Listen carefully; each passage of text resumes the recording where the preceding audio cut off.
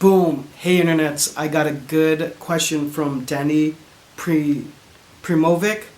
That's either Russian or Polish. Danny, let me know. Kagdela if you're Russian. But yeah, he actually wrote me a really good letter. So thank you for all the initial comments about being a fan and everything about the channel. I do appreciate those comments when you send them to me, guys.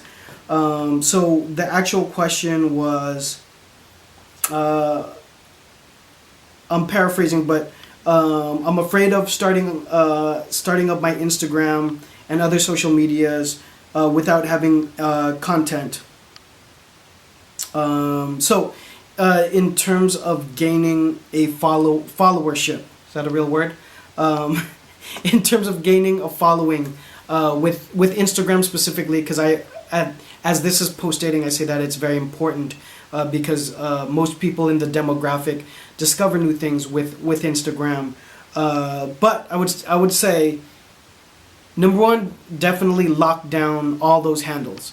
Number two, which I haven't spoken about before, I should make sure I title this video about your social media handles. But here's the good thing: if you're starting a brand from scratch, is you can get or you can do your due diligence to see if you can get a handle that is the same on Twitter, Instagram, and whatever Periscope, whatever social media is relevant as you watch this right now. If you haven't started the brand or you're about to, try to find a handle that you can get it the same on all of them. For example, my Snapchat is Mr.Jon Phenom. Everything else is at Jon Phenom, one word, and I was lucky to get those down.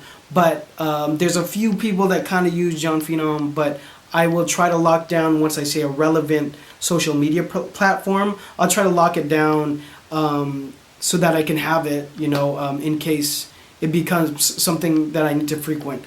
For your brand that's starting, I would say in getting the social media handles, make sure you can get all of them as one if you can.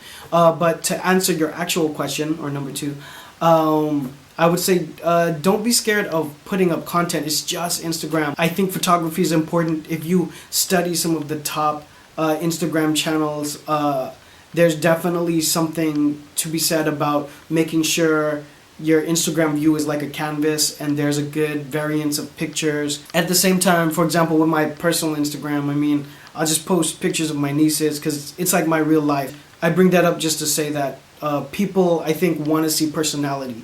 That's a huge difference between now and like almost every single industry, maybe 10 years ago, even 5 years ago, as we become more micro with social media and the world being on the web and experiencing life that way. With bigger companies, they need to show personality. And the good thing about apparel is that's always been a part of the MO. In other words, don't be scared to show items that just aren't like your garments. You don't want to do that, in fact. You don't want to show just pictures of a shirt so people try and buy it.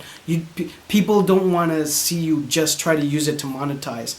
You want to communicate the ethics and the idea and the heritage of the company. So within that, there's a couple between just good photography and memes, putting statements up about what your brand is about. There's a lot of images you could put up. So don't be scared. You got to fail forward. Life on Fire, but he tells you to fail forward. And in apparel, there's many things, many problems that are going to come up. A lot of things are not going to go your way. So you want to fail and then keep moving forward from that. It's trial and error. It's testing. But with Instagram, you shouldn't be that scared. Definitely you should start it now. And once you start, just be mindful of what works and what doesn't. Hope that helps. If you guys have any other questions, anything to add, please drop it down below. Follow me on social media when you do get a chance, and I will see you on the next one, internet. Peace.